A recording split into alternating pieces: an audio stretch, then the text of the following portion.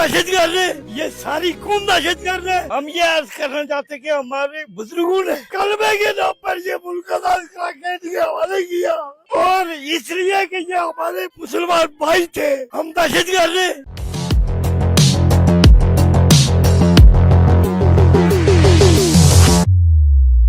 अस्सलामुअलैकुम, आप देख रहे हैं गोरखधंधा। अबरार कुरैशी आपसे मुखातिब हूँ। साहिबो, इस वक्त जो आज़ाद कश्मीर के अंदर गोरखधंधा बना हुआ है पिछले 10 दिनों से और बिलखसूस 7 दिनों से, उसी के ऊपर आज बात करेंगे। और रावलाकोट के अंदर जो धरना है, वहाँ पे जो तकरीर की गई और धरने की जो सूरत हाल है वो क्या है।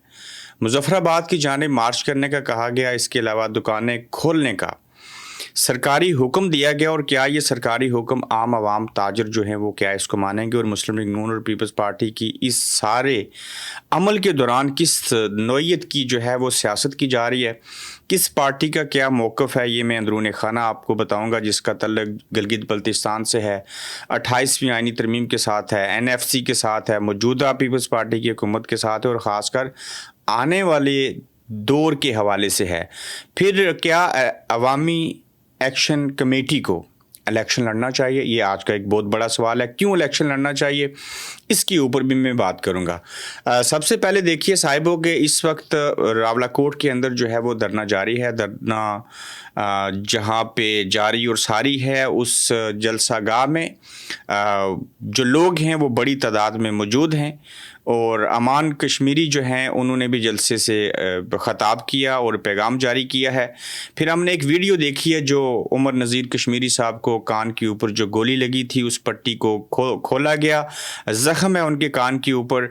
और आज 10 दिन से जो अमान कश्मीरी हैं वो कह रहे हैं सरदार अमान के हम सड़कों के ऊपर हैं, अवाम खुले आसमान तले बैठे हैं, खाना उनको लोग जो हैं वो अपनी मदद आप और कुछ जो मकामी लोग हैं और कुछ दिगर लोग जो साहिब इस्तात हैं उनके खाने का बंदोबस्त कर रहे हैं। अवाम खुले आसमान तले जहाँ पे मौजूद हैं, कभी बारिश होती है, वहाँ का मौसम भी इतना खैर गर्म तो नहीं है, लेकिन उसके बावजूद बड़ा मुश्किल है कि आप इतने दिनों से धरना दिए बैठें। ज़ाहिर है हम इंसान हैं, वो भी इंसान है, और इंसान की एक कैपेसिटी है जिस हद तक वो जाके वहाँ पे क़याम कर सकता है। वो कहते हैं कि मेरा दुनिया भर में आबाद कश्मीरियों से मेरी गुजारिश है कि वो हमारी आवाज़ बने, और तमाम कश्मीरियों से गुजारिश है कि वो कमर कस लें। मुजफ्फराबाद की जानिब हम जो है वो जल्द एहतजाज करते हुए, लॉन्ग मार्च करते हुए आगे बढ़ेंगे।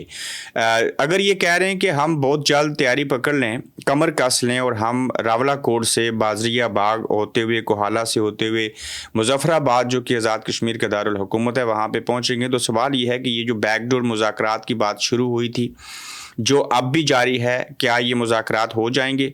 अगर तो ये मुज़ाकरात हो जाते हैं तो बड़ी अच्छी बात होगी। डिमांड्स क्या हैं वो आपको चीज़ें बताई थी कि 4 पहलू जो हैं वो उन्होंने सामने रखे हैं। मैं फिर से आपको बता देता हूँ, जो पहला नुक्ता मैं भूल गया था वो ये था कि फोर्सेस का जो है वो इनखला किया जाए। धरना ख़त्म होने से पहले की ये बातें हो रही हैं, इसमें 12 सीटों की बात नहीं है।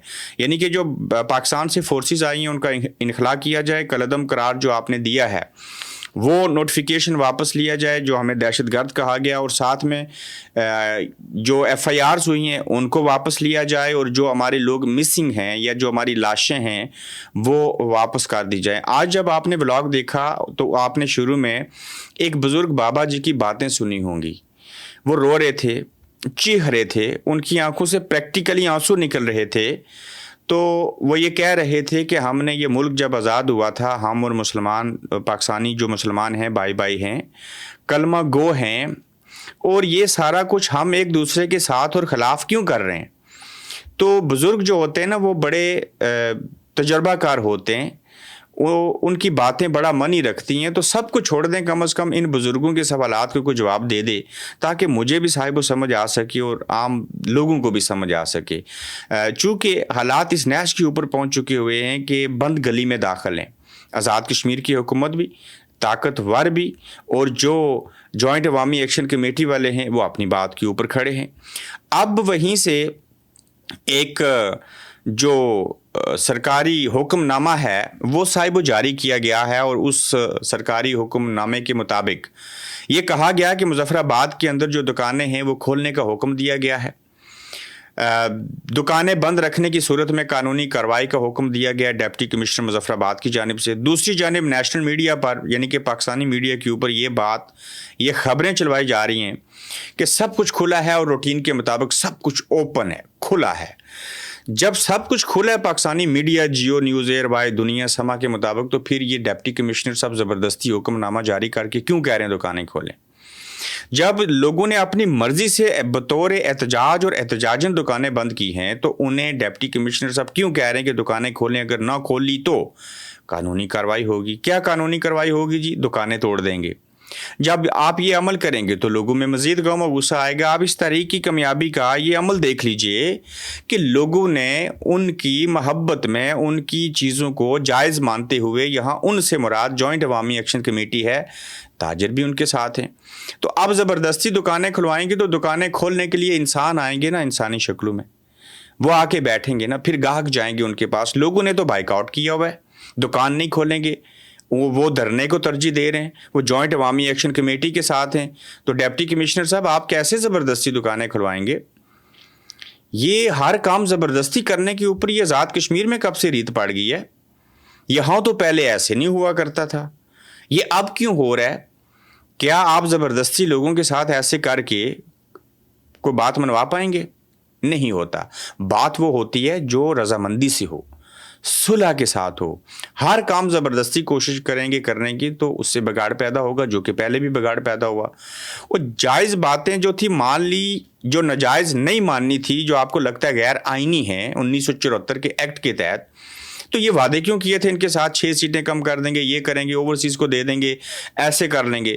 شروع دن سے یہ موقف رکھتے بھائی 38 میں سے ایک مطالبہ, آؤ الیکشن لڑو, جیت کے آؤ, اسمبلی میں بیٹھو, ووٹ ڈالو, قرارداد پیش کرو, اس کو پاس کرواؤ, جو میجورٹی میں فیصلہ آئے گا مان لیں گے. باقی 37 کے 37 سارے مان لیتے نا. آج آپ نے ان کو کالعدم قرار دے دیا ہے, زبردستی دکانیں کھلوانے کی بات کر رہے ہیں. لوگوں کو مارا گیا, فورسز کے لوگ شہید ہوئے, عام سویلین شہید ہوئے. تو اب بھی جو ہے وہ دونوں طرف سے برف پگھل نہیں رہی. اگر برف کو پگھلانا ہے تو لچک دکھانی پڑے گی دونوں سائڈ سے. میں جوائنٹ عوامی ایکشن کمیٹی کے لوگوں سے بھی کہتا ہوں, اگر آپ ذمہ داران سن رہے ہیں, چونکہ پہلے میرا تو آپ لوگوں کے ساتھ رابطہ ہو جاتا تھا, اب تو رابطہ نہیں ہو رہا, تو کچھ میڈیشن کے لیے لوگ شامل ہیں بیچ میں.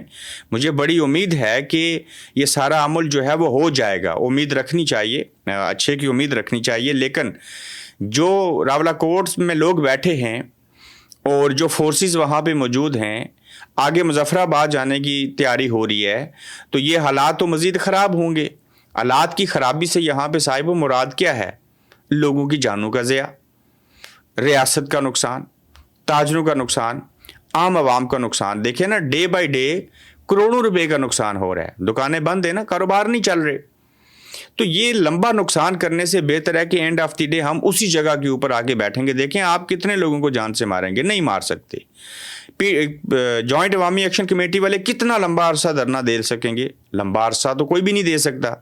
تو لہٰذا اینڈ آف دی ڈے بات کرنا ہوتی ہے. تو بہتر ہے کہ جب بات بگڑ جائے تو اس بگڑنے سے پہلے کچھ باتیں کر لی جائیں, تو اس میں سب کی بہتری ہوگی. اب پیپلز پارٹی کو گلگت بلتستان میں معذرت صاحب و حکومت دے دی گئی.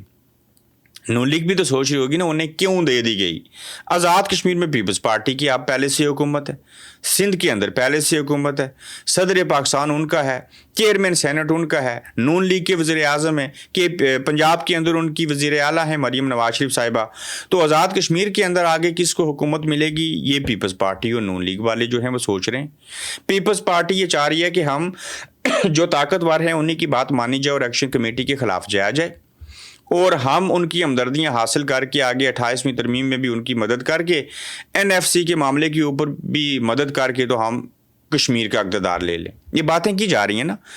تو نون لیگ جو ہے اور پیپلز پارٹی بجائے یہ کہ سیٹیں کم ہوں زیادہ ہوں, اقتدار ملے یا نہ ملے, ان چیزوں سے بلا طاق ہو کے یہ سوچیں کہ کیا یہ نظام، یہ ریاست رہے گی تو آپ کل الیکشن لڑیں گے، ایم ایل اے بنیں گے، صدر اور وزیر اعظم بنیں گے نا. مجھے یہ بھی پتہ ہے صدر بننے کے لیے کس کس نے شیروانیاں سلا رکھی ہیں. مجھے وزیر اعظم کے امیدواروں کے نام بھی پتہ ہیں. بلکہ صدر والے لوگ تو یہ سوچ رہے ہیں نا کس بگی میں بیٹھ کے آؤں گا، کہاں یونیورسٹی بناؤں گا، کس کس کے پیپر سائن کروں گا، کہاں کہاں کیا کرنا ہے. تو یہ سارے سہانے خواب دیکھے جا سکتے ہیں، لیکن ان کو پورا کرنے کے اصول کے لیے ریاستی ڈھانچہ ہوگا تو سب کچھ ہوگا نا. تو اس وقت صرف ایک کام کرنے کا ہے کہ اس مشکل سے باہر کیسے نکلیں، بجائے اس کے کہ آپ اپنی پاکستان کے اندر جو مرکزی قیادت ہے اس کے سامنے بھی سچ نہیں رکھ سکتے. ہاں پیپلز پارٹی نے سچ رکھا. کیا بلاول زرداری صاحب نے یا کسی اور نے، ان کی پارٹی کی مرکزی قیادت نے جو باتیں بند کمرے میں کی؟ دیکھیں شہباز فیصل ممتاز راٹھور صاحب جا کے بلاول صاحب سے ملے. میں نے آپ کو خبر دی تھی، بلاول صاحب اور پھر فیصل ممتاز راٹھور صاحب دونوں وزیر اعظم پاکستان شہباز شریف صاحب سے ملے. پھر وہ تینوں وزیر اعظم پاکستان، وزیر اعظم آزاد کشمیر بلاول بھٹو زرداری آ کے آصف علی زرداری صاحب سے ملے. اب اس میں دو وزیر اعظم ہیں آزاد کشمیر اور پاکستان کے، اور ایک صدر پاکستان ہیں اور پلس بلاول ہیں، پارٹی کے چیئرمین ہیں نا. انہوں نے جب تینوں نے بات کی، فیصل ممتاز راٹھور اور بلاول بھٹو نے اور آصف علی زرداری صاحب نے شہباز شریف صاحب سے، تو انہوں نے کہا جی میں ان سے بات کروں گا. اب سب نے ان سے بات کی، ان سے مراد وہ مقتدرہ جس کو کہتے ہیں. انہوں نے کہا نہیں، ہم جہاں پہلے کھڑے تھے وہیں پہ کھڑے ہیں، نہیں مانیں گے 12 سیٹوں والی بات. کیوں؟ انہوں نے ریاستی ریٹ کو چیلنج کیا. تو کیا ہوا؟ 0 + 0 = 0. تو لہٰذا یہ جو ایشوز ہیں یہ ہمارے مقامی ہیں، ان کو پاکستان کے ساتھ نہ جوڑ کے بھی اپنے تئیں حل کیا جا سکتا ہے، کوئی درمیانہ راستہ نکالا جا سکتا ہے. اب 12 سیٹوں والی بات تو نہیں ہو رہی نا، بات ہو رہی ہے دھرنا ختم کیا جائے. وہ کہہ رہے ہیں، یہ کہتے ہیں جی کہ پہلے آپ 4 یہ کام کرو. میں پھر رپیٹ کرتا ہوں، کالعدم قرار دینے والا نوٹیفیکیشن، فورسز کو واپس پاکستان بھیجو، FIR جو ہوئی ہیں واپس لے لو، اور جو مسنگ پرسنز ہیں اور لاشیں جو ہیں ہمارے حوالے کرو. تو پھر دھرنا وہ ختم کریں گے. جب دھرنا ختم ہو جائے گا تو اس کے بعد کیا ہوگا؟ الیکشن ہو جائیں، نئی حکومت آئے، نئی اسمبلی بنے، نیا وزیر اعظم ہو، نئے لوگ ہوں، نیا بیانیہ ہو، آپ کے جو مطالبات ہیں وہ اس میں شامل ہوں، تو اس سے حل کروا لیجیے گا نا. تو پھر میں اسی سے اگلا سٹیپ لیتا ہوں. اور یہ میرا سوال آزاد کشمیر کے ان تمام لوگوں سے ہے. ظاہر آزاد کشمیر میں تو انٹرنیٹ بند ہے، لیکن یہاں سے آزاد کشمیر سے تعلق رکھنے والے جو بیرونی دنیا میں لوگ بیٹھے ہوئے ہیں جو کشمیری ہیں، ان سے یہ میرا سوال ہے کہ کیا جوائنٹ عوامی ایکشن کمیٹی کو الیکشن لڑنا چاہیے؟ اس سوال کا آپ نے جواب دینا ہے. اور میں کیوں سمجھتا ہوں کہ جوائنٹ عوامی ایکشن کمیٹی کو الیکشن لڑنا چاہیے، میرا جواب سن لیجئے. کالعدم قرار دے دیا گیا. ہم تو کہہ رہے ہیں کہ ایکشن کمیٹی کو الیکشن لڑنا چاہیے. یہ تو سیاسی جماعت بھی نہیں ہے، یہ تو رجسٹرڈ بھی نہیں ہے، اس کا تو ابھی تک الیکشن کمیشن میں رجسٹریشن نہیں ہے. لیکن پھر بھی میں یہ سوال پوچھ رہا ہوں، اس کا حل ہے نا؟ الیکشن کیوں لڑنا چاہیے؟ میں اس کیوں کا جواب دیتا ہوں. دیکھیے، پہلے آپ کو کالعدم قرار دینے سے جب ختم ہوں گے، یہ دہشت گرد نہیں قرار دیے جائیں گے، وہ نوٹیفیکیشن واپس لیں گے تو پھر الیکشن لڑ پائیں گے. اپنی جماعت کو رجسٹرڈ کروائیں، انتخابی نشان لے کے آئیں، اپنی آزاد امیدوار اتاریں الیکشن میں، اپنا منشور پیش کریں، وہی منشور ہے جو آپ کا بیانیہ ہے. تو جب آپ الیکشن لڑنے کی طرف جائیں گے تو اس وقت آپ دیکھیں آپ کے کہنے کے اوپر لاکھوں لوگ باہر نکلے، دھرنا دیے بیٹھے ہیں، گولیاں کھا لیں، ڈنڈے کھا لیے، تاجروں نے دکانیں بند کی ہیں. تو اس وقت آزاد کشمیر میں کس کا طوطی بولتا ہے؟ جوائنٹ عوامی ایکشن کمیٹی کا. تو جوائنٹ عوامی ایکشن کمیٹی جو ہے وہ الیکشن لڑے تو وہ تو جیت بھی جائے گی، 60% عوام تو کم از کم اس کے ساتھ ہیں. تو لہٰذا آپ الیکشن جب لڑیں گے تو کیوں لڑیں گے؟ اس کیوں کا جواب دیتے ہیں جی. دیکھیے، 12 سیٹوں والا معاملہ آئینی معاملہ ہے نا. یہ جو آئینی معاملہ ہے یہ آئین کے ذریعے حل ہوگا نا. تو اس کے لیے اسمبلی فلور ہے، الیکشن لڑیں، جیتیں، اسمبلی میں جائیں. اس سے پہلے میں حیران ہوں کہ انہوں نے کیوں الیکشن نہ لڑنے کا فیصلہ کیا. اب اس لیے الیکشن لڑنا چاہیے کہ آئیے الیکشن لڑیے، اسمبلی میں پہنچیے، کامیاب ہو کے جائیں، اسمبلی کے اندر جا کے جو اپنی چیزیں ہیں ان کو آئینی طریقے والی ان کو سلجھا لیجئے. یہ بہترین حل ہے. تو اب پھر آپ سے سوال پوچھتا ہوں کہ کیا جوائنٹ عوامی ایکشن کمیٹی کو الیکشن لڑنا چاہیے اور کیا آپ اس کو ووٹ دیں گے؟ سمپل حل ہے اس کا، اور یہی واحد حل ہے. تو اپنا خیال رکھیے، اپنا فیڈ بیک دیجیے. جلد انشاءاللہ آپ سے پھر ملیں گے. آپ دیکھ رہے ہیں گورکھ دھندا ابرار قریشی کے ساتھ.